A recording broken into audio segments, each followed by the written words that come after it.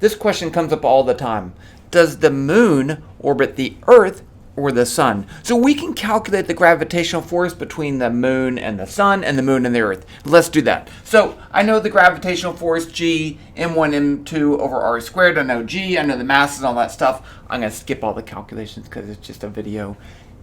So the force from the sun on the moon is 4.3 times 10 to the 20th newtons. And you may say, well, what if it's on the other side of the Earth? What if it's on this side of the distance doesn't change that much. I mean, compared to the distance to the sun.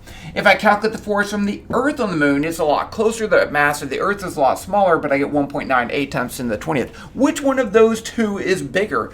The answer is the sun. The sun pulls more on the moon than it does on the Earth. So, does the moon orbit the Earth? Does the moon orbit the sun? And the answer is yes.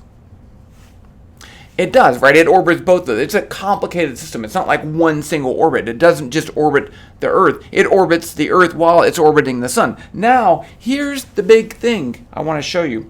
This picture comes up all the time. It says, I'm going to draw the path of the moon as it goes around the sun, and it'll be cool like this. So it's going to go weir, or the other way. It doesn't really matter. That can't happen.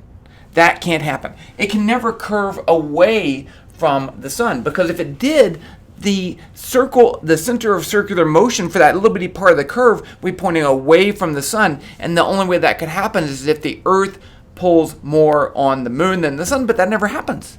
So this is just wrong. It doesn't do that at all.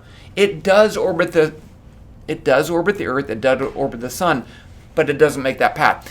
It's really hard to draw because these things are so far apart and the scales are so big. It's just, you could draw it, but they would just look like the moon and the Earth are two lines that you couldn't even see the difference between them if you showed the sun too, because it's just really big.